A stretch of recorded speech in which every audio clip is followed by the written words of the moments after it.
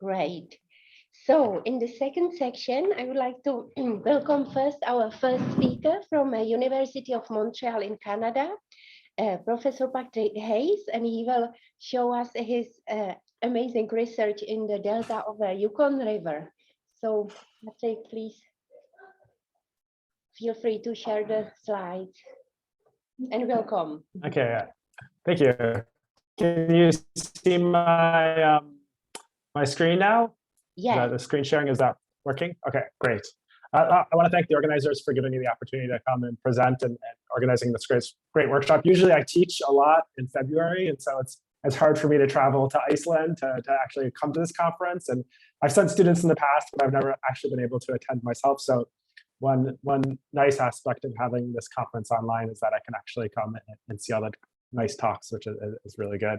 So I want to start off just by acknowledging that what I'm presenting today is really the results from several research groups. So not only my own research group at University of Montreal, but also James King's group. I'm sure many people know James very well, also at the university. And also I'll be presenting some results from Alan Bertrand's group at University of British Columbia and work that's put on in collaboration with Michelle Bouchard, also at University of Montreal, and Rudy Boonstra's group at University of Toronto. So I'm really kind of giving, instead of just talking about one project, I'm sort of talking about 3 or 4 different projects and just giving highlights of results from those projects. So I'm sure many people are familiar with our field site in the Yukon. This is a very interesting site to study high latitude mineral dust emissions because there was a very dramatic river piracy event in 2016 that occurred, which you can see here in these satellite images, where essentially the Slims River, which is shown here on the left here, completely dried up because of glacial retreat. And essentially there is a glacier, the Kaskawalsh Glacier, which is in the kind of lower left-hand corner of this image here. So this would be in the southwest corner of the image. And this glacier retreated to the point where the river no longer flowed to the north, but rather it started flowing to the east. Now it was actually quite a dramatic change because this river here, what was the Slims River, used to flow into Killarney Lake, which is shown here, and that would eventually flow all the way into the Arctic Ocean, as shown in the map here on the lower portion of the slide. But when the river was rerouted by this river piracy event towards the east, what happens now is that the river actually flowed in a completely different direction. It followed actually the Alsek River and drained into the Pacific Ocean. So we're talking about a completely different ocean into which the waters were flowing after this river piracy event. So one impact of this event was that now the Slims River Valley is completely dried out. There's only a very small amount of water in the river, and so that leaves a lot of exposed soil that's readily eroded by the wind. And this sediment in the river contains a large amount of glacial flour, and so it's really quite susceptible to wind erosion and producing strong dust emission events. And so this, of course, is a really interesting example of how climate change can result in potentially increased dust emissions, and actually very similar to the previous talk we just heard. So I'm showing here is the layout of sites at or really the layout of measurement stations at our site in the Yukon. And so here you can see Killarney Lake at the north another time, and then here is the river delta, the Slims River Delta, in the center of the image. And then we have multiple stations equipped with air sampling instruments, as well as deposition traps, and also we sort of colored and used different shapes to indicate the different combinations of stations and instrumentation we had across the valley. So this is from 2018. I'll be talking about a lot of results from our 2018 campaign during my presentation, but I also want to highlight that we've been back in 2019 and 2020. We had to skip 2021 because of the COVID epidemic, but we were back. Oh, sorry, we skipped 2020 because of the COVID epidemic, but we went back in 2020. So we have multiple years now of data from the field site. So we've also collected soil samples and done various meteorological measurements as well too. Daniel Bellamy will be talking more about that, I think, tomorrow. So here's an example of the types of measurements we've done at this field site. So this is the Down Valley site, so indicated by DV. This was located right in the middle of the delta, is shown here. And you can see the types of instruments that we typically deploy to the field site. And this is an example taken from 2018 again. And so we had mini vol samplers for collecting samples onto quartz or nuclear pore filters. Generally, these were equipped with PM10 inlets, although sometimes we sampled PM2.5 or TSP. And then we did a lot of measurements at different heights. So in this case, in this example, we have measurements taken at 2 meters and 6 meters. And so that gives us the ability to start looking at vertical gradients and fluxes. Once we were done with the field campaign, then we carried out various offline analyses on our samples. So this includes elemental analysis by ICP-MS. We measured total PM10 using gravimetry. We also did some SEM to get at the mineralogy of the particles, and then the ice nucleating properties of the mineral dust aerosol were characterized in Alan Bertram's laboratory at UBC. Also, we had some in situ measurements for particle sizing, specifically an OPC, and then offline measurements of particle sizing using the Coulter counter. So here you're seeing results from our sampling campaign in 2018, where you can see the concentration of PM10 here on the vertical axis. And then we have multiple time series here, which correspond to different sites.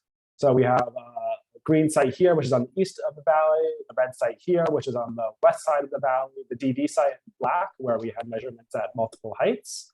And then also we had a few measurements on the island site here, which is indicated in blue. So what I want to point out here is we had extremely high concentrations of PM10 that exceeded the World Health Organization recommendation. And then also because we did have these measurements at different heights, we were able to determine the vertical flux and of mineral dust during our field campaign. We had an average vertical flux of about 134 micrograms per meter squared per second. So in this case, take this result with a large grain of salt, because it's hard to determine flux from very low frequency filter samples, which is the case here. But it gives us kind of an order of magnitude estimate of the flux, and we can see that it's comparable to lower latitude source regions. So we also looked at the composition of the PM10, and we did this using ICP-MS analysis. We also looked at other size fractions as well too, which I'll discuss briefly. And in this case here, I'm just showing the results for arsenic, and we see high concentrations of arsenic in the PM10. And it's interesting because there is some arsenic in the soils, as I'm showing here for both the bulk fraction and the fine fraction of the soils. But this arsenic is enhanced in the PM10.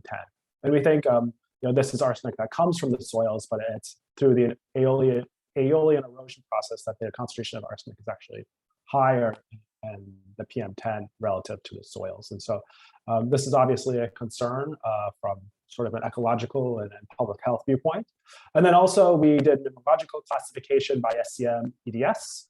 And what you see is there's a very large concentration of feldspar, which is interesting from a climatic viewpoint because we know potassium feldspar, K feldspar is a major type of ice nucleating particle.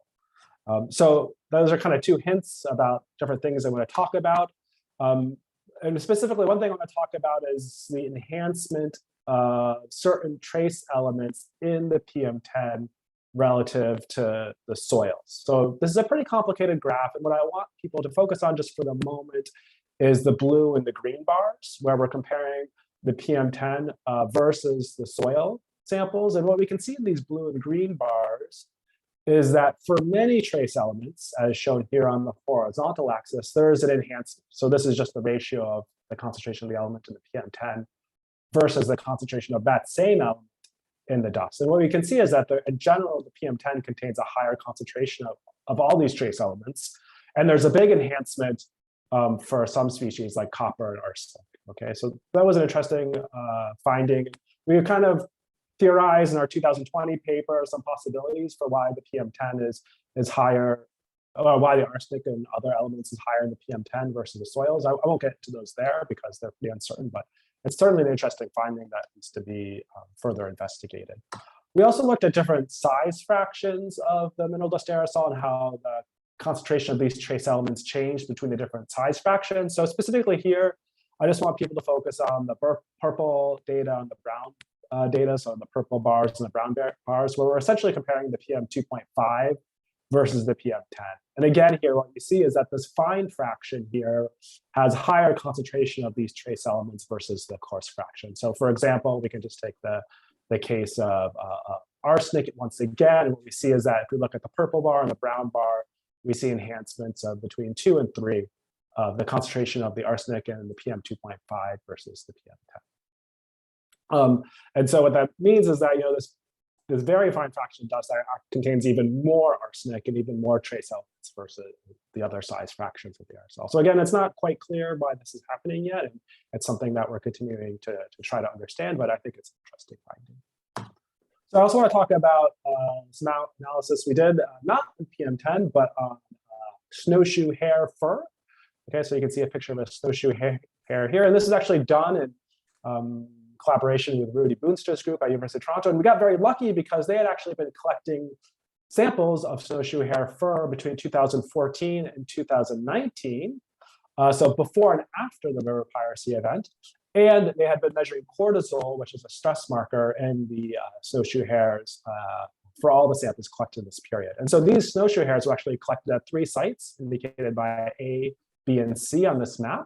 And so the A site is basically directly downwind of the dust emissions, where B and C is about 20 and 30 kilometers away from the dust emitting site. And so they're presumably less impacted by emissions from the Slims River Valley. And so what we wanted to see was if there were changes in arsenic concentration in hares before and after 2016, so before and after this river piracy event, and seeing if there were changes in arsenic in the hare, if they existed, corresponded with a stress result as indicated by cortisol.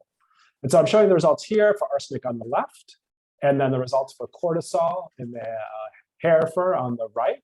And what you can see is quite interesting is that indeed we see an increase in arsenic after the river piracy event, but this doesn't stay high. Okay, so it actually goes back to kind of the pre-river piracy concentrations by 2019. So it makes sense that arsenic would go up if the hares are more exposed to dust after the river piracy event. But the fact that this goes back down is hard to explain. So it's definitely an open question. And also, as you'd expect, you see that the arsenic concentration in the hares that were collected at site A is much higher than the arsenic concentration in hares that were collected at site B and C. And just to remind you, site B and C are quite a bit farther from the Slims River Valley. And what we can see also, which is quite interesting, is that for cortisol, we have the same trend. So there's definitely there seems to be a correlation between cortisol and arsenic concentrations in the hare fur. But again, this stress, the stress hormone doesn't maintain high levels after 2017. So I think those are interesting results, and definitely an open question still why this isn't a continuing effect on the local hare population. So one other project I wanted to talk about very quickly was the work we've been doing in collaboration with Alan Bertram's group at UBC, where we looked at the concentration of ice nucleating particles and filter samples that were collected at the same field site. And in this case, we measured ice nucleating properties using the droplet freezing technique. Okay, and then we have samples currently from 4 days that were collected in May 2018. We are 4 days, obviously. You can certainly ask some questions about the representativity of this data. And so we're in the process now of analyzing more samples to ensure ourselves to really verify that these results are consistent and robust. But what you can see from these preliminary results is that we have quite high concentrations of ice nucleating particles. So between 5 times 10 to the minus 3 and 2 times 10 to the 1 particles per liter.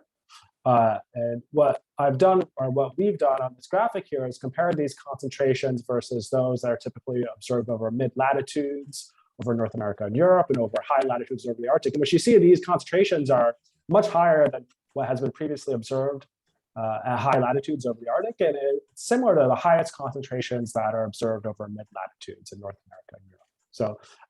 So I mean, obviously we're sitting right on top of a dust source, so we'd expect high concentrations, but I think that just shows the potential for high latitude dust emissions to have an impact on clouds by serving as ice nucleating particles. And then finally, we wanted to understand what parts of the particles, what fraction of the particles was really responsible for this ice nucleating properties. And this is really based on, or this question is really being asked because we noted earlier that a large fraction or a large percentage of these particles contain feldspar, and potassium feldspar, which is a major atmospheric ice nucleating particle. And what we see is that below about 15 degrees Celsius, the number of ice-nucleating particles per surface area is within 1 order of magnitude of that predicted based on literature values for potassium feldspar, okay, as if we scale those values to the fraction that is in the particle. So what that means is that below 15 degrees Celsius, it seems to be the potassium feldspar in the particles that is responsible for the ice-nucleating properties of these particles. However, what we see is above 15 degrees Celsius, this line for feldspar and the line for our data diverge. And this is probably due to the presence of biological or proteinaceous materials in the PM10 that is now nucleating ice crystallization. So that explains why these two data sets diverge at higher temperatures. And this is confirmed also by heat treatment of the samples. So I'm going to end there. I think I probably used all my time, but I want to leave these acknowledgements up, and I really want to thank our local partners for all their support of this research. And I'll be happy to take any questions if there's time. Thank you very much, Patrick, for this amazing talk. So I will ask first here in the room, are there any questions? Okay, doesn't look like that. So let me check the chat here. Okay. From the audience, you can also ask directly if you want. I mean, so as for me, it was amazing also to see the research on the hairs. So when you analyze the hair of the hair, the arsenic is implemented inside, or do you get the particles from the hair fur? Yeah, it's it's from the fur, but the fur that's a really excellent question. So that's an important technical point. So the fur is washed and then digested before we analyze the arsenic. So we're talking about arsenic that's in the fur that has been taken in by the animals, either by breathing dust or maybe more likely ingesting dust. So they eat plants that are covered with dust. But we're talking about arsenic that's internalized by the animals. That presumably was internalized in the bloodstream and then is incorporated into the fur of the animals. Really interesting. Thank you very much. So as the time has passed, so I would like to thank you once again, and we will proceed to our next speaker.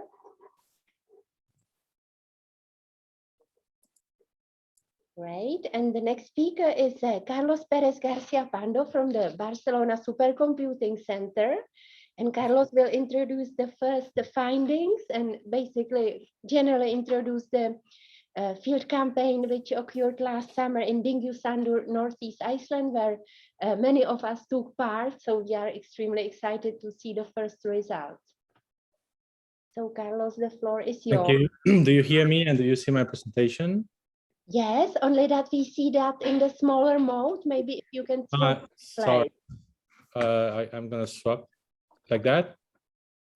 Yes, now it's a full screen. Thank you. That's correct. Okay.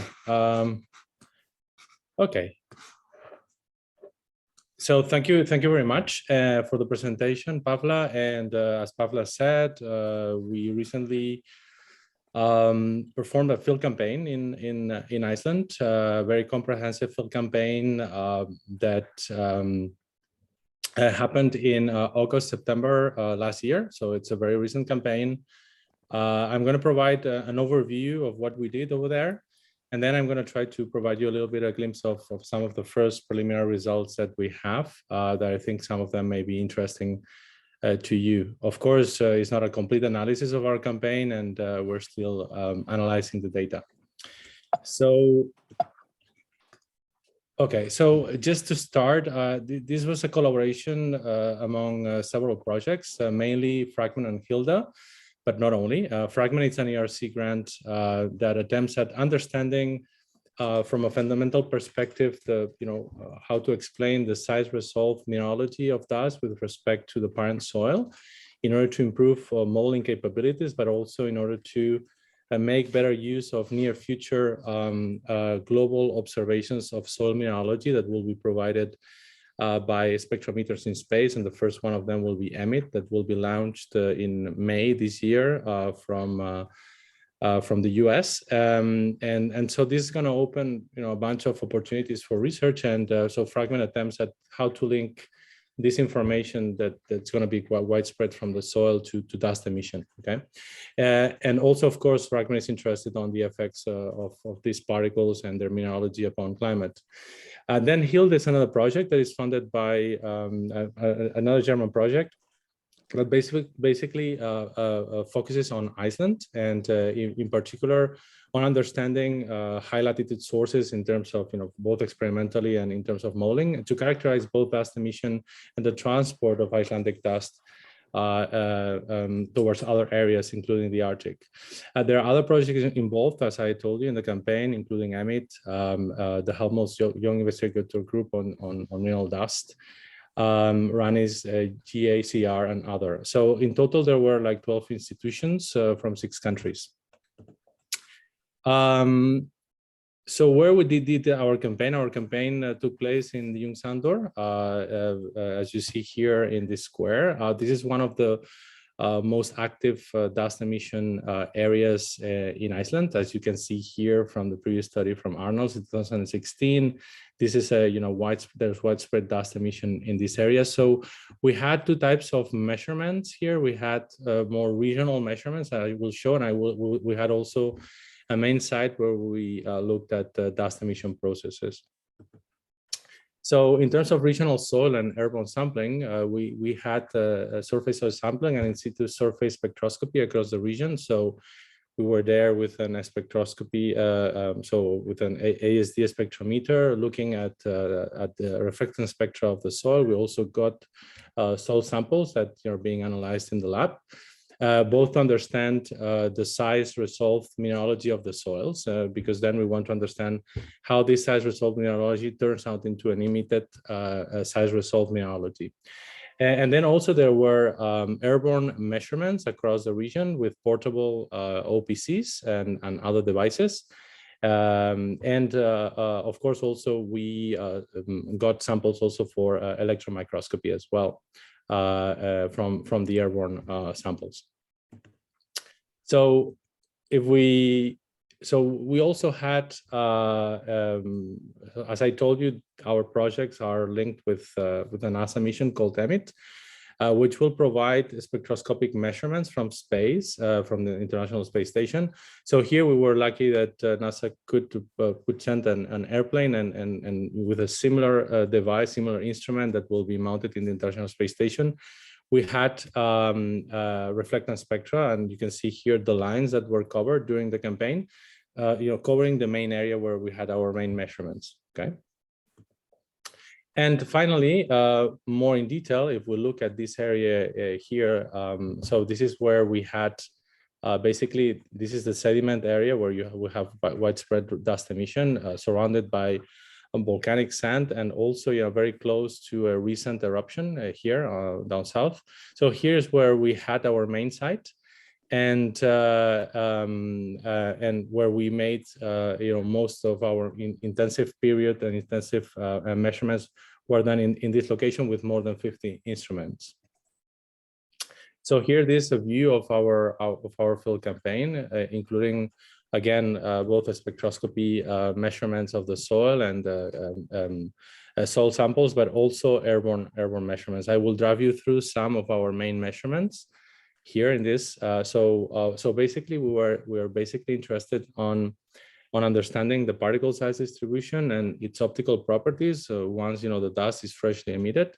So to that end, we had a very comprehensive series of optical particle counters, as you can see here, 8 in total, and of different types. And also we had optical particle counters at different levels in 2 locations. We also had the free-wing impactors and deposition plates in order to gather samples for electron microscopy. And then we also had saltation measurements, both so to gather sediment in order to do a lab analysis, but also we had online sentries. We had 3 in total, where we could have saltation data and size distribution every second. Okay.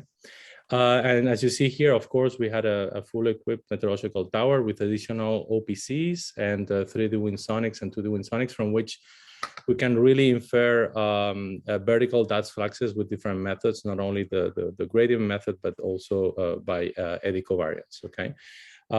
Here you can see also, I don't know if you see my pointer. Here you can see also like a new device that was provided by DRI in order to measure very coarse particles. And as we're attempting also to cover a larger size grain, airborne size, in order to understand how the coarse particles are emitted in addition to mineralogy and size distribution. Okay. So this slide provides a kind of very broad overview of the campaign, which the most the intense period happened between the 10th of about the 10th of August to the 5th of September. Here we divided the period into two periods. I mean, for representation purposes. And basically, what happened, we had a general increase on the wind speeds during the campaign, with where basically by the end of the period is where we had the most widespread dust storms, and the dust storms and dust events are here marked with these black arrows. So here, this is the wind direction. During the beginning of the campaign, we had more variability in the wind direction. By the end of the campaign, we have more consistent direction coming down from the glacier. Most probably, winds enhanced by katabatic winds enhanced by the presence of the glacier. This is U star, and as you see here, we have this increase with peaks of 0.6 meters per second or more during the second part of the campaign. In terms of stability, I mean, you cannot go into details here, but it can be shown that all dust events happened in almost neutral stability conditions. And another interesting aspect was the differences of the sensible and lateral heat fluxes that we measured as well.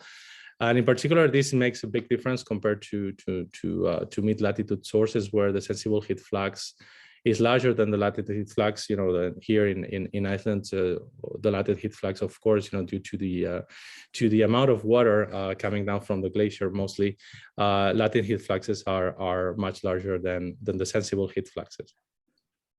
So here you see the Wellas. So this is an OPC at 2 meters, at 3 meters, and 4 meters. Across the campaign, and this is the concentration by size. Here you can see increases this is a concentration in number by size, and here you can see the increases in coarse particles when we have the dust events here as well. And now we're in a moment in which we are looking at the fluxes and trying to calculate the fluxes in different ways in order to understand dust emission, and most importantly, the size distribution at emission. So as you see here, there was a big flooding period, and I will show you some images now, where we had a lot of water coming from the glacier. This was, Pavla can confirm, was one of the most, the hottest, warmest periods in the area probably recorded, and we had lots of water coming into our fields. To the point that it was kind of dangerous, and we had to uninstall some of the instruments and reinstall again. So this is really what happened. So this was on the 21st of August, and this was our site. As you see, well, there's still some water patches from previous days, because there was a daily, of course, there's a daily cycle of flooding and drying and dust emission throughout the whole basin. And this is on the 24th of August in the morning, and this is what happened during the day. I don't know if you can, sorry, here. So this is what happened on the 24th. We had large amount, we had a lot of flooding in our site, and this is what happened on the next day. So we had to dismount many of the instruments, and we had in total about 25 centimeters of sediment in one day. And Pavla, had some very nice pictures of that she can show probably later. So after that amazing flooding event, this is the kind of dust storms that we that we observed. This is the 31st of August. So after the flooding is when we had the most widespread storms and with the highest wind speeds. We also were capturing regional events, and this is a camera in one of our portable OPCs showing dust elevated coming from our source area. Okay, so now I'm going to provide you just a brief summary of some of the main and we think interesting and results that we're now analyzing more in detail. The first thing is that by analyzing the pure dust, so like the freshly emitted dust particle size distributions, and this is the normalized size distribution by mass between Saharan dust and Icelandic dust, so I show you here how we find that Icelandic dust is much coarser than Moroccan dust, in fact. So like we had a previous field campaign in Morocco, where we also measured at the very source freshly emitted dust. And we are finding that at the moment, at least, our analysis shows that for freshly emitted dust, we have coarser particles in Iceland. And the differences between Iceland and the Sahara are much larger than the potential variability in the PSD, in the size distribution among mid-latitude sources. When we look at the literature and we see a little bit the variations in the PSD that you can have in these mid-latitude sources, we find that the difference for Iceland is much larger and with a more pronounced coarse mode. So more analysis will follow. Again, this is just concentration.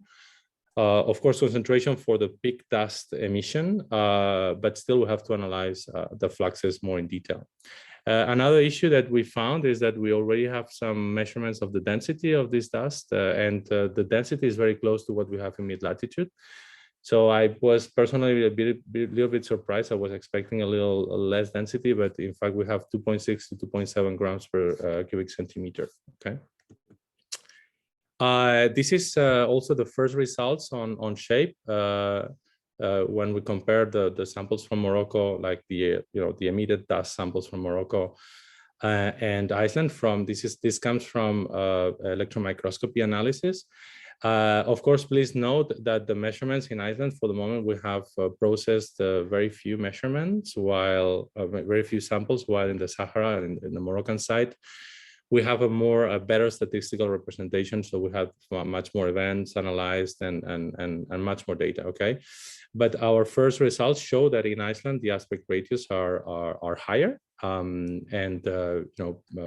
we obtained like a median aspect ratio of 1.61. So we had a distribution that we tend to see particles that are that have aspect ratios that are a little larger than in the Sahara, where we obtain a median aspect ratio of 147, and this of course will have an effect on the optical properties.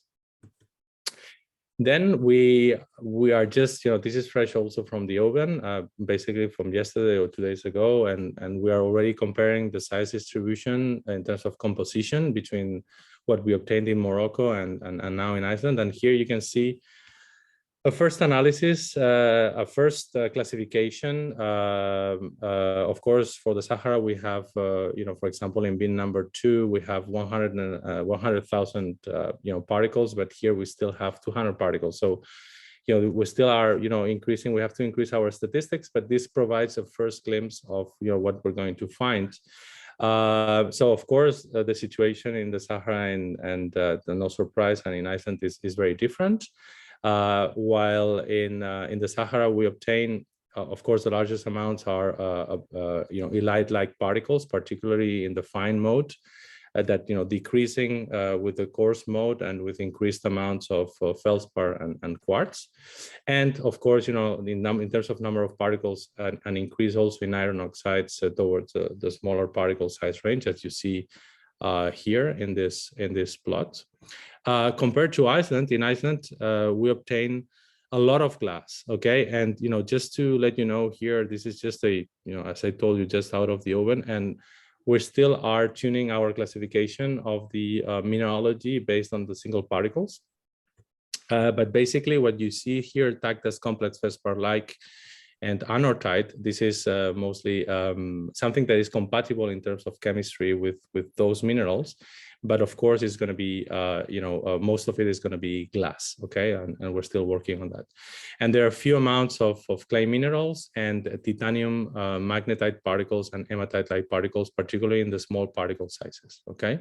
You have also already here also the pyroxene that is well identified. And basically here we have just a first view, but we're still working on this, and we hope to have more statistics, and of course to refine our classification and tune our classification for Iceland. That will be helped also with ongoing XRD analysis. Okay. Finally, also I would like you to show you also first results of the spectroscopy of the soil samples. And just give you a little bit of comparison between what we obtain in other locations in mid-latitudes compared to Iceland. So the first thing is that the albedo in Iceland is consistently in this kind of like sediment area. It's consistently darker than in Morocco and also in Spain, another location where we had already also some measurements. It was in an agricultural area where could be there could be some dust emission. But I'm going to just compare here with Morocco, and it's mostly darker, particularly when you see the reflectance spectra. You can see here in Morocco you have an increase in the reflectance from about 500 to 600 nanometers, while in Iceland it's more flat here, the reflectance spectra. Okay. So what the spectra shows is that the soil is dominated by basaltic glass, pyroxene, and hydrated silica, with possible influence of magnetite. This is broadly consistent with what we already see in the electron microscopy, and with what we already see also in some of the XRD analyses, which are not shown here yet. And then also we have, compared to Morocco, in fact, we have, of course, a much weaker amount of hematite, and as you can see here, we have like more hematite in Morocco than in Iceland. Okay, and this already you can see it from spectroscopy. Okay. So finally, I wanted to show you what does, what is the result in terms of the optical properties. We had measurements of absorption and scattering at different wavelengths, so from which we can infer the single scattering albedo. We have 1 minute measurements throughout the campaign, and we can compare, with the same, at PM 2.5, what we obtained in Morocco versus Iceland. And I think this is the first time this is shown in a figure where we can have freshly emitted dust from a mid-latitude source and a high-latitude source, and we can compare precisely with the same instruments, same wavelengths, and same methods, and same inlets. Okay, and what we can see here, I mean, this is a single scattering albedo weighted by scattering, meaning that even if it's an intensive property, we weighted by scattering in order to highlight the highest dust emission episode. So here we're looking at really freshly emitted dust.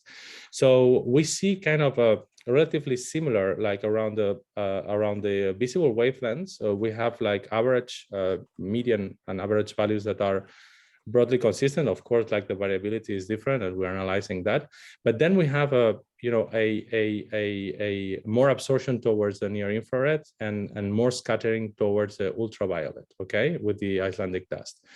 And this should be compatible. This is compatible already with the reflectance spectra. As you've seen, we have a darker reflectance when we go, when we go towards the near infrared and above. And this is consistent, potentially consistent with the different effect of hematite, magnetite. So like on the one side, hematite, on the other side, magnetite, and probably glass. And this is something that we are now trying to understand a little better. Okay.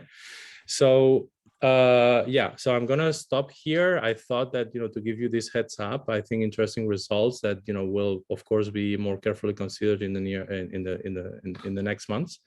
And I'm gonna stop. I'm not gonna provide you the summary. I think it was pretty clear, these last 4 slides, and I'm gonna leave the floor to other speakers. Thank you very much.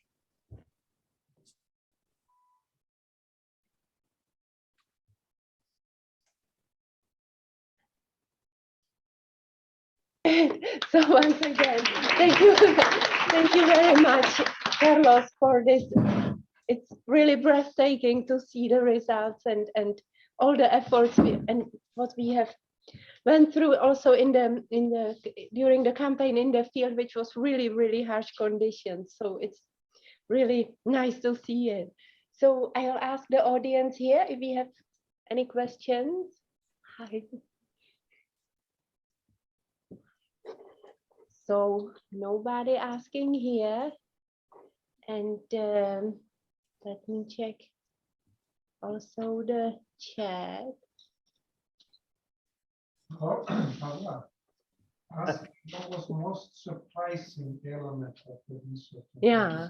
So we have one question here from Oli Arnold. So what was Yes. most surprising findings you discovered during your measurements?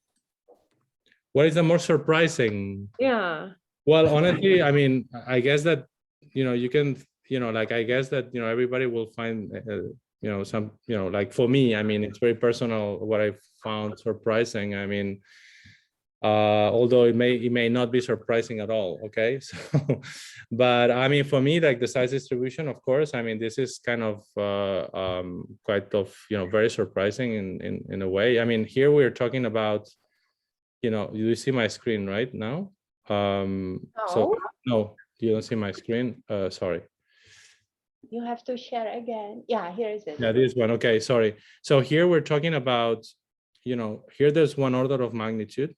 Mm-hmm. Okay. And here there's another, almost one order of magnitude. So like, I mean, this is normalized. So if I would put like, if I would scale this size distribution here, you would have like, the Icelandic dust would come over here, like almost 2 orders of magnitude more gross particles. I mean, it's quite, like this goes much beyond any variability you could have in mid-latitude. So that was very surprising, and this will for sure have like an important impact on, of course, on the cycle of dust compared to mid-latitudes, and on the optical properties when integrated, across sizes. So that was surprising. Then the density, I expected lower density for no reason. I mean, it's just, probably a kind of it was like a, mental bias, but, like the density is very close. And of course, surprising, new result is the optical properties, this difference like across wavelengths, of course. Yeah. So Professor Arnalds also points at me that, yeah, no surprise for him. Yeah. But yeah, the sizes are really huge. So I think Patrick has a question. Yes, Yeah, go ahead. I have a question about the comparison of the SSA for Iceland versus Morocco.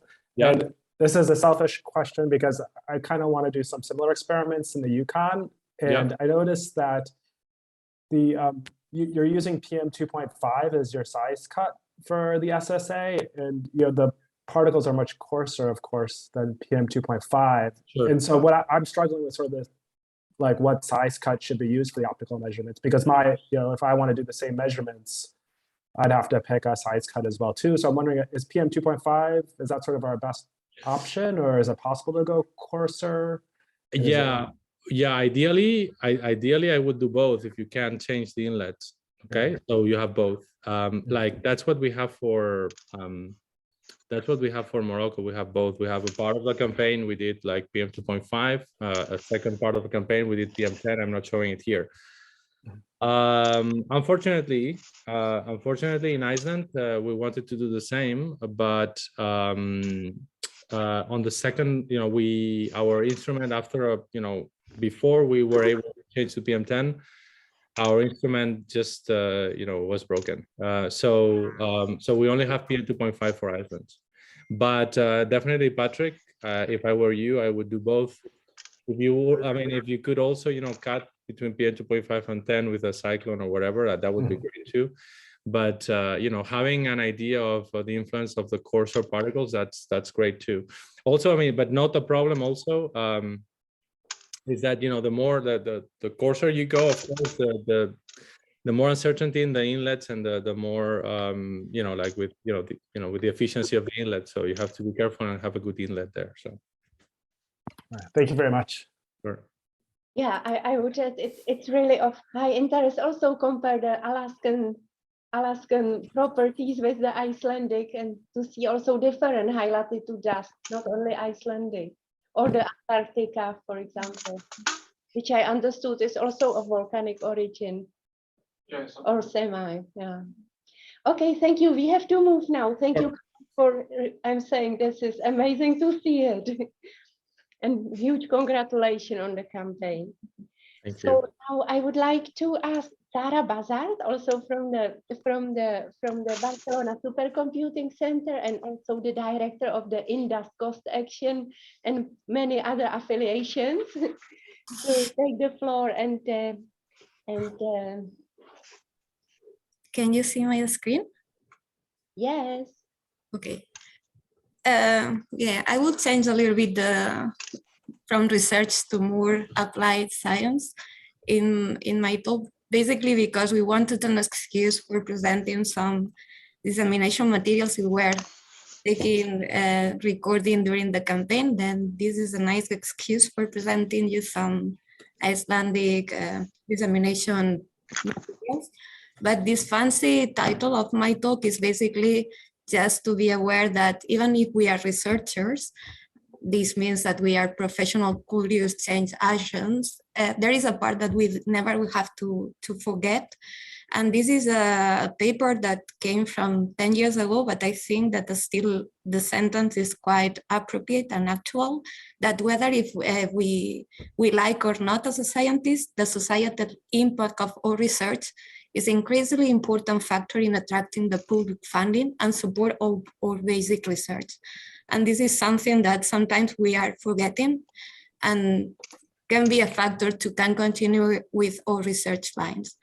Then the dust topic is something that is really having a societal impact, because it's not a matter of the impacts in weather and climate, is also in ecosystems, but also there is this societal impact that is affecting infrastructures, economy, life, and health. Then we have the perfect topic to go for this societal impact.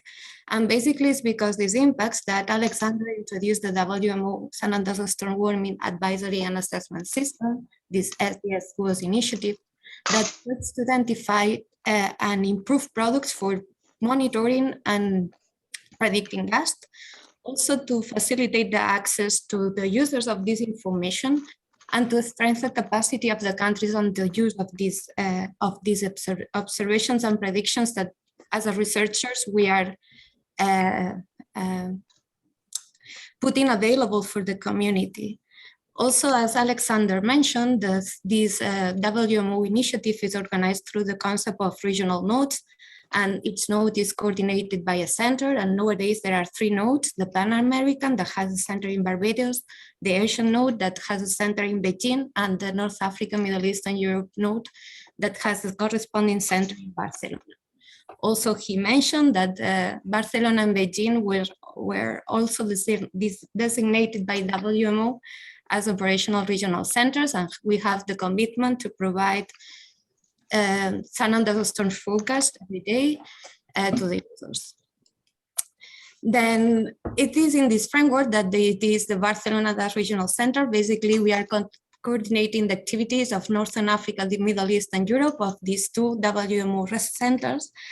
And since the last years, we were keeping 2 websites, one corresponding to the SDS products, and another one more devoted to the operational center that basically was showing you the products that are provided by the operational reference dust forecast, that is this Monarch model, that is the in-house model at the BSC.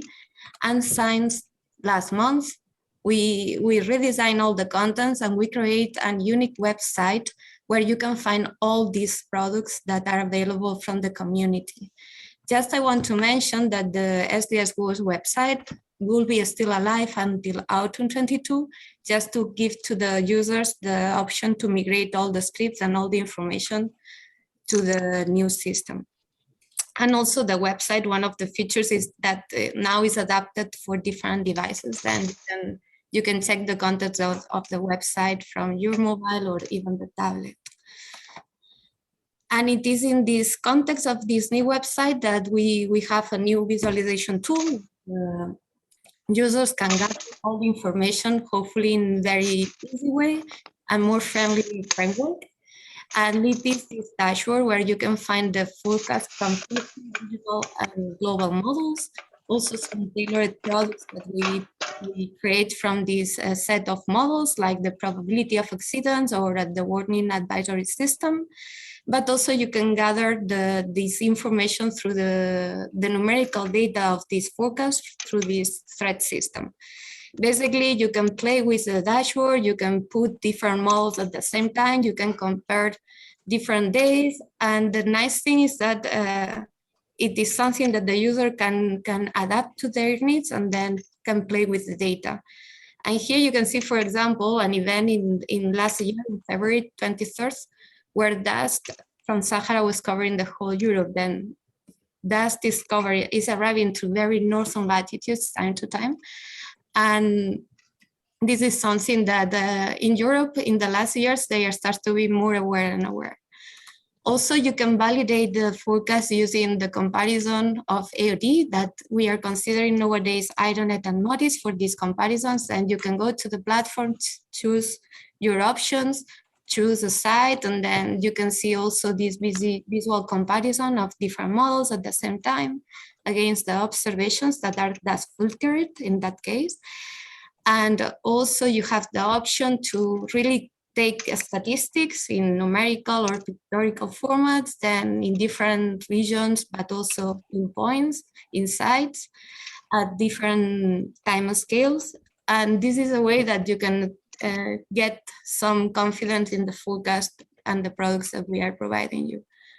Also, you have the observations part that we are not considering visibility. We are considering visibility just in Northern Africa and Middle East, but maybe one option.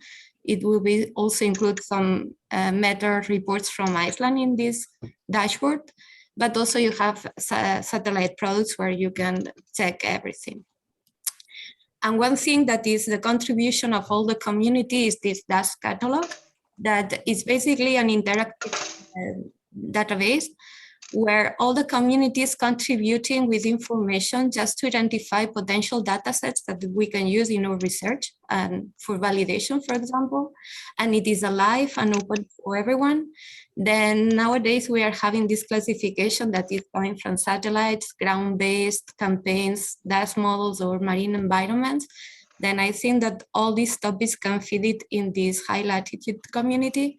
Then if you want to include any specific data set in this catalog to have centralized all this potential information about dust, you are welcome to send us an email and then contribute to this big effort. And about resources, this is the part that maybe also can be also interesting for you because we have here a compilation of publications that was led by members of the regional node, for example. Also, we have webinars, technical reports, and also a section that is related to the dissemination. Here in this dissemination part, we are trying to gather materials that will be easy to understand for non-experts in those topics, and to try to create this awareness and this interest in our research and in the potentiality of all research in the societal part, let's say. And as I said in the first part, this is one of the achievements that we did the last year, and is this video. I hope that you can listen, otherwise, Pavla, I hope that you will have the link and you can play it. But I will say that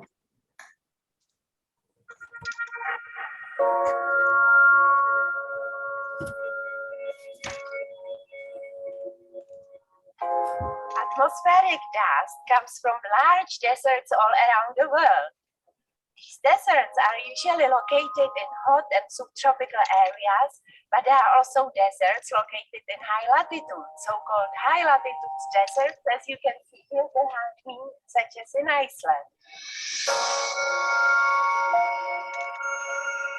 These deserts are located both Arctic and Antarctic. For the Northern Hemisphere in Alaska, Canada, Greenland, Iceland, or Svalbard. but for the southern hemisphere in Antarctica, Patagonia, or New Zealand. There is a big difference between high latitude dust, such as here in Iceland, compared to the Saharan or subtropical desert dust. In hot deserts, you don't have glaciers, which you have here, which produce other types of sediment. And the particles we emit here are basically very small rocks. You see that they are all different. They have different shapes, they have different colors. About 5% of the global dust budget in atmosphere actually comes from the high latitude desert. In fact, Iceland is the largest desert in Europe, with area over 40,000 square kilometers of desert and eroded areas of volcanic origin. For a long time, Iceland was not considered as an important dust source. Now it retrieves much more and more attention. And as we can see, a lot of dust is emitted. So we need strong wind to pick up the dust, and also we need a dry and uncovered soil for the dust to be available to be picked up. The high latitudes are quite a sensitive environment, so we assume that change in dust concentration have a strong impact on the future of this climate and ecosystem we do have here.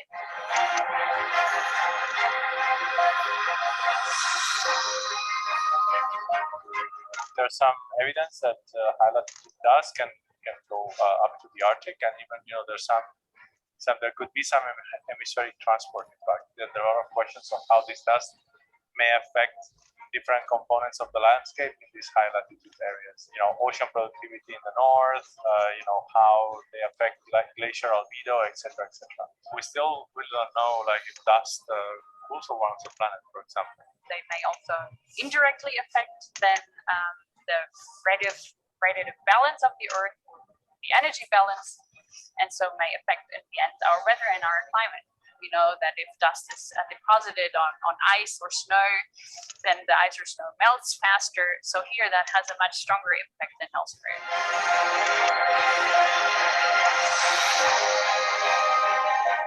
We need to understand, how the glacier and the melted water, affects dust emission, how dust is affecting the glacier as well.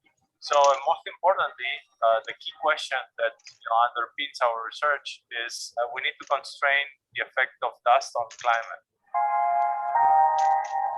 For me, it's very special that this is working now. We just need a little bit more dust.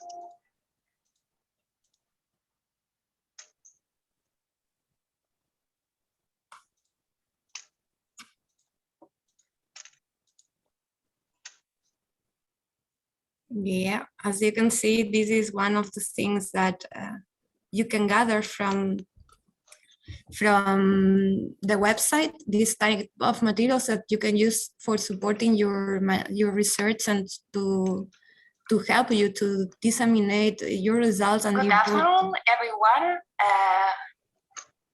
I can see that the participants are starting to arrive. Then we will wait a few seconds. It's me, sorry. Then just I want to point that the Icelandic dust is not related with climate and weather, it's going further. And here you have an example that Pavla shared with me some months ago, that is this Icelandic rock conditions and weather map that is basically alerting the population in Iceland about potential risk and hazards that they have per day. And if you go to the legend, there is a specific icon related to blowing dust sand. Then this is something that it's connected with our research in the sense that if the forecast that we are providing in Iceland is quite enough good, maybe it's also good for this kind of alert systems that are in these countries that are having local dust. And I was curious to see if there is some models in the ensemble was having some dust in Iceland. And for this specific day, for 31st August 2021, I found that Monarch, for example, was able to emit some dust in Iceland, but the rest of the models were really poorly emitting any were predicting any dust in Iceland. Then for the reason, the group of Slobodan Ničković in Serbia was developing on a special run from this dream, Serbian dream, that is specifically configured for predicting data storms over Iceland. Is having a special developments and features in the source map.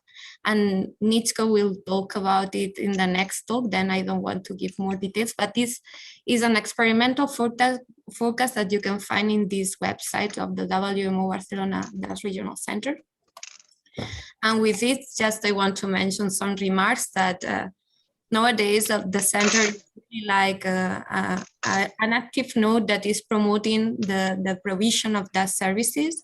And we are trying to go further in the visualization of the impacts of dust and then to help in their mitigation in the region. Also, we are really working in the awareness about the risk that represents sun and dust storms, not just in weather, climate, in an environment, also in health and life. And this is important because this is the way that we can enhance the participation of the society in this research. And why is important? Because we'll forward the investment in science in our topic of research, but also because we need to get the attention of young talents for future. Then is a way also that we can invest in future in the continuity of our research. And also it is important, this awareness, and to enhance the visibility of these impacts, because we want to enroll users in these discussions, just to better understand the needs and to find adapted solutions for the problems that the dust represents in each of the sectors that we identify as impacted by the presence of sun and dust storms. And with this, just I want to thank to all the members of the WMO Sun and Dust Storm Warming Advisory and Assessment System, particularly the partners that are connected with North Africa, Middle East, and Europe node. And also thanks to all the institutions that are providing valuable observations and products that we are using inside the website, and also the INDAS network for the connection with the users. Thanks a lot. Thank you, Sarah. This was really impressive, amazing talk. Thank you very much. And I just hope I have not ruined the High Latitude Dust video because, okay. And I would like to emphasize here that it's thanks also a lot of research has been on High Latitude Dust has been done through the INDAS cost action, and it allowed us to really spread to all around the scientific communities in many, many countries. So thank you for supporting us and giving our ideas the way to make them. All right, so are there any questions here in the room for Sarah? Okay, now here, actually we have one of the video creators here as well. Snai, welcome. And I will look at the chat. And nothing there. All right, it means we are exactly on time for the talk of Ničko Ničković, Slobodan Ničković. Ničko, the floor. Yes, I'm here.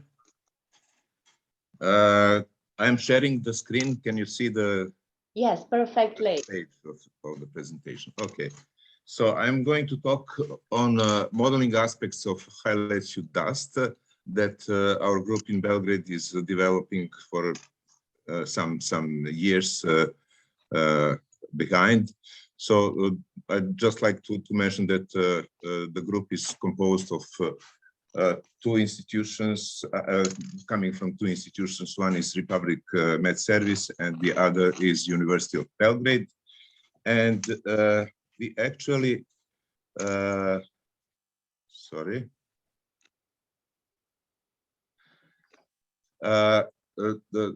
I would like just to mention the major reasons why we started to think about developing some modeling tools for Icelandic and also more general high latitude dust in our group. Icelandic dust first difference, as we already heard from a few of our colleagues before, differs from the other dusts.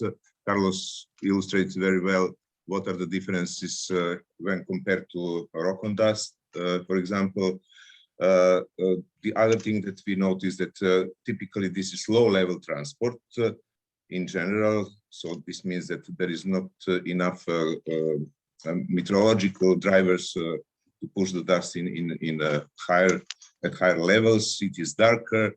It has a larger amount of iron, and so on and so on. Climate change is quite a hot issue today, and ice snow darkening is one of the things that attracts a lot of attention of the international community. Cloud formation, radiation aspects, and so on. Air quality and health. Sarah nicely illustrated what is the problem, local problem in Iceland, and we are also thinking. Our group discussed with Paula on possibility to downscale our Icelandic model to maybe kilometer or so, and to go into details predicting the environmental conditions for the populations there. And I would like to mention that there is a large international interest for high-latitude dust in general, not only Icelandic dust. WMO-SDS is hosting this research for several years ago, together with Indust EU Cost Action, as Sarah mentioned already. I just like to point out that in 2021, UN Secretary General presentation or report included high latitude dust, which was identified as important environmental issue. And furthermore, IPCC last report identifies dust as an important contribution to when it interacts with the cryosphere. So my presentation has three sections. One is dedicated to Icelandic dust modeling, another one to circumpolar dust experiments we are doing, and the third one is some idea about ice snow darkening modeling. So starting with the first one, why to model Icelandic dust? So first, as we already recognize, this is the largest European dust region.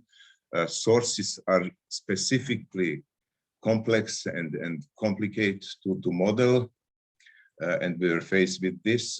Hopefully, we found a good approach to simulate the process of emission. Mineralogy is different, as already mentioned.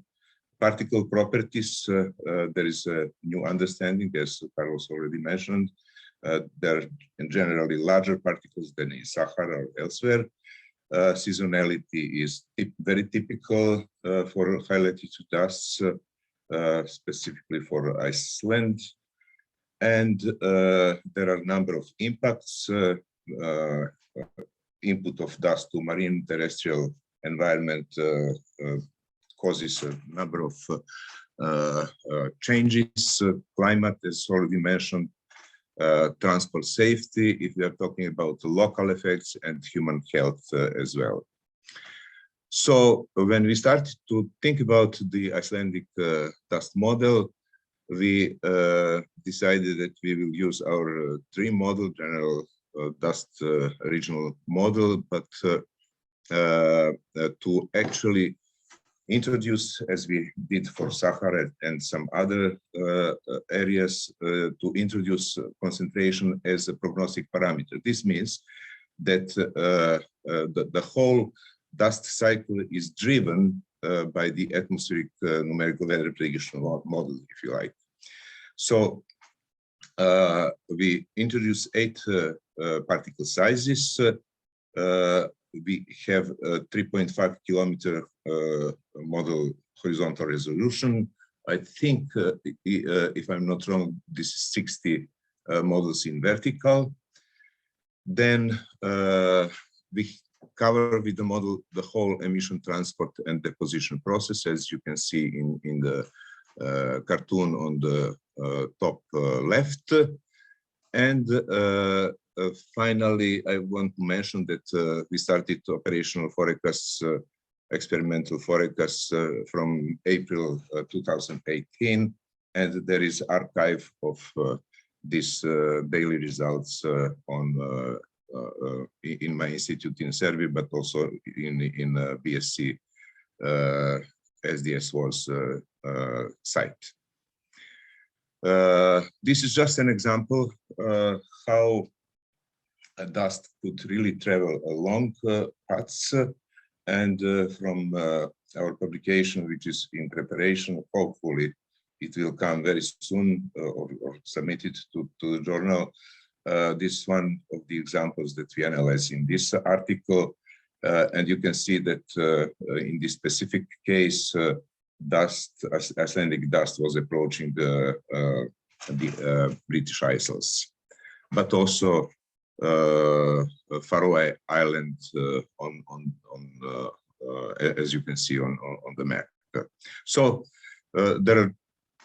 this is just a good illustration how dust could be also important for the environment, not only locally, but for much wider region. Okay, the next subject of my talk is circumpolar and global high latitude dust modeling. So we concluded that that's not sufficient to run the Icelandic model, because that's very important, but not the only source of dust. And we were faced with the question how to specify the model grid. If we use the global model, that's too coarse sometimes to resolve the sources and processes. And our option was to locate the center of the dream model to the northern pole. And you can see on the left bottom how the grid space looks in our system. The next question was how to define dust sources. And for that one, this issue, we actually use what Anna Vukovic-Vimic, colleague from our group, designed or produced at the global level. This is 1 kilometer dust source map or archive. And you can see the part of the high latitude dust circumpolar domain, how the sources are represented in our model. Of course, this is just the first step. And of course, all the synoptic meteorological conditions will do the rest, the emission, transport, and so on and so on. So we are testing this model, and this is really in experimental phase for the moment with a 16 kilometer resolution. And I have to say, with this option of circumpolar domain or approach, this is quite efficient model processing. So it takes a very reasonable time to produce, for example, 1 day forecast in advance. For the moment, I'm going to show you 2 interesting cases. Visually compare for the moment, and I really invite you as a community interested in for high latitude dust to, in the future, to indicate us if there is a specific good case which we could use to rerun the model. And of course, the critical is really to have sufficient data of different kinds, vertical profiles, emission, tracks, and so on and so on. And you can see how it looks like in this movie, where a number of sources are activated, and some of them, as you can see on the left part of the map, we just verified visually with this picture. Another case was the case of 1st of October 2020. Colleague of our group who set up the model is providing now this another example of how dynamics of high latitude dust looks like. And once again, in part of the domain, we would like to say that we are quite correct concerning this emission and spread of the dust by the model. once again, this is experimental, and we have to spend much more time to find another cases and to verify more strictly the model results.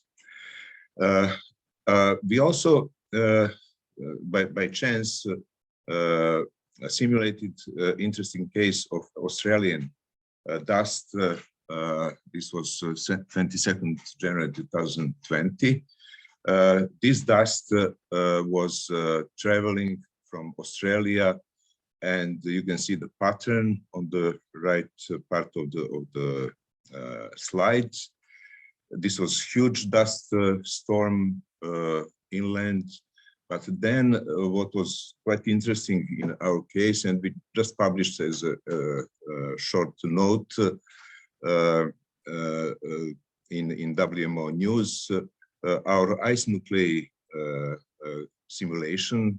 This is also part of our model calculation of ice nucleation by dust, was quite consistent with the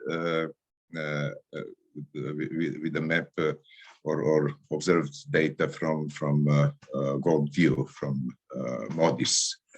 And what we didn't find, we unfortunately didn't find any group indicating was there any observation in Antarctica, and we would be really happy if you help us to find eventual additional observational evidence for this particular case.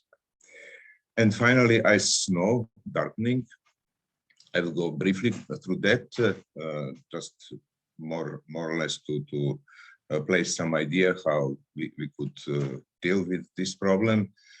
Dust color is mineralogy dependent. That's one statement, quite clear.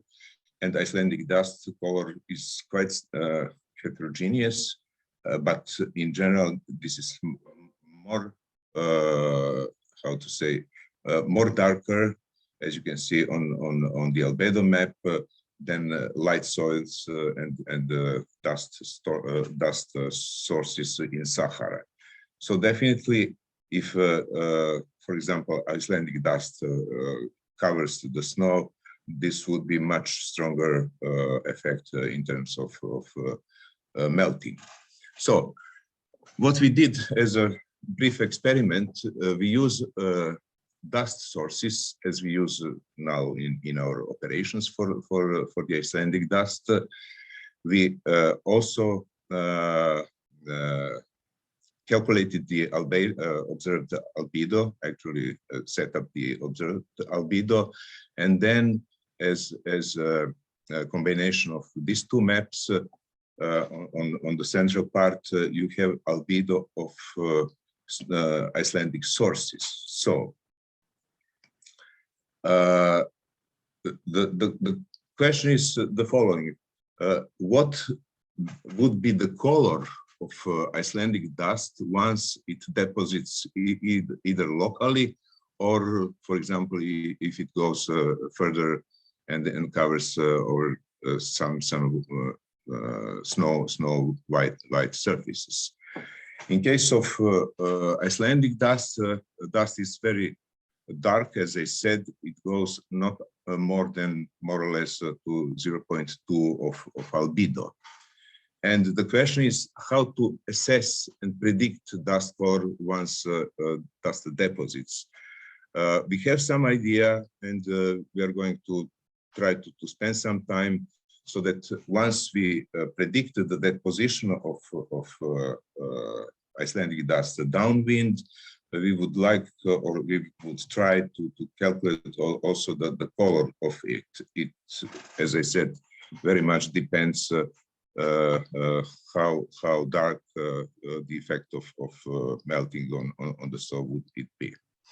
And the last thing that I would like to mention is the recent publication of a British group indicating that algae growth fed by phosphorus in dust is very probably one of important, how to say, agents for dust, for ice melting. And if we are talking about mineralogical conditions, what Carlos was presenting could be useful. But I also like to mention that we already have some Icelandic soil map examples obtained from Oli Arnolds. And we think that we could also introduce the fraction of phosphorus as probably a very important agent for growth of algae and changing the albedo into the whole dust transport model that we are using. So with this, I would like to stop and thank you for your attention.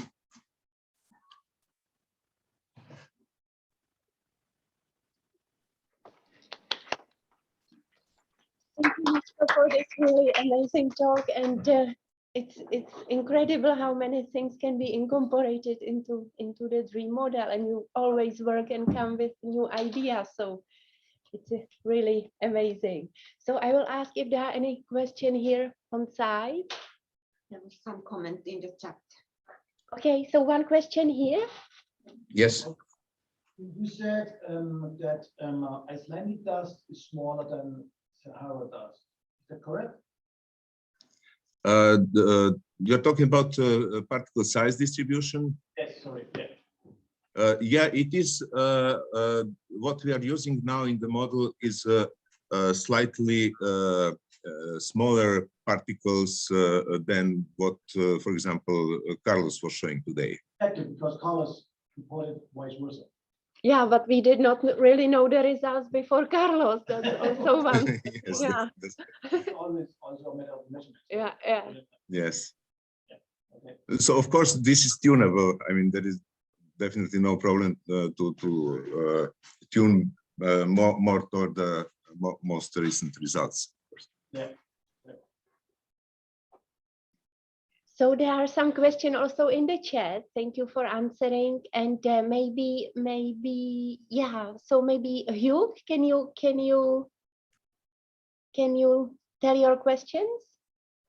Good afternoon, everyone. Well, it's not really a question. It was just a comment to Slobodan. We have a Max Doas and CMEL instrument in the Princess Elizabeth Antarctica station. So I don't know if that could be of interest for him, but we can take a look and see if there is the information about the height of the dust or eventually the profile of the absorption. That occur. Yeah, it would be really great. As I said, this was by chance that we found out in run of our global dream model, this case that went to Antarctica. It seems there is a quite good comparison with the satellite observation, but I mean, to publish a bit more than what was done, we really need some additional observations for this particular case or some others. I mean, we have the mean to rerun the model for some other case. So yeah. I will contact you definitely for that one. And because that was the summer in the south hemisphere, so I can also probably look at the layer height from Tropomi, and probably you can have the height of the aerosols given by Tropomi as well. Okay, great. In our case, of course, we keep all the outputs, so we can also produce the profile for these particular dates in Antarctica. Not only for this specific site, but I mean this 3D data, so that we can play with the results. Definitely. All right. Thank you. Has raised hand. And there are still two questions, so let's start with Alex Baklanov. Yes, well, thank you, Slobodan, for a nice talk. And actually, some comments also from my side for both presentation, what Carlos also did. I see what it was a really great work was done for Iceland and analysis of Icelandic dust and also modeling. I would stress maybe more further study for Greenland dust, because much less studies were done, and origination of dust in Greenland is different. So probably characteristics of particles will be also with different spectrum, and would be good to have experimental studies and as well as modeling. And for modeling, we already analyzed some cases with local dust storms. So it would be good maybe to arrange a joint study what Slobodan I wrote you some time ago. Okay, would be great. But of course, nice to also involve experimental people, and be happy, for example, Barcelona will be interested, and also Paula. Thank you. Okay, thanks. Yeah, there is a group of the initial High Latitude Dust network from the University of Loughborough, Professor Bullard, who does the long-term measurements in Kangerlussuaq in the west part of Greenland. So there are already some measurements also from there. But yeah, of course, the setup of Carlos is wanted on every dust source on the Earth. So we have one more question from Ellie here on site. Hi, thanks for the presentation. And actually, Alexander asked almost exactly my question. I was just going to ask whether there had been those kind of albedo measurements or analyses of particle composition or color in Greenland as well. So that was okay. the same kind of answer.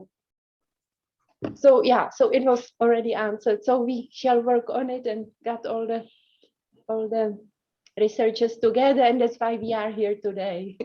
And Carlos has also a question. No, it's not. It's just to respond to that. I mean, I would love to do that, but we really need more funding. So our next campaign is in Jordan, probably by the end of, in September, and that will be, for my part, like from Fragment, will be the last one after a few years of campaigns, because there's no more money basically. But we're really happy to engage into future campaigns with all this equipment and collaborators, and to look for funding opportunities. So great, thank you. All right, so I would like to thank once again all the speakers of this section, and we will have now coffee break. So let's clap once again. And we will meet again at 4:10. I'm correct? Yes. Yes.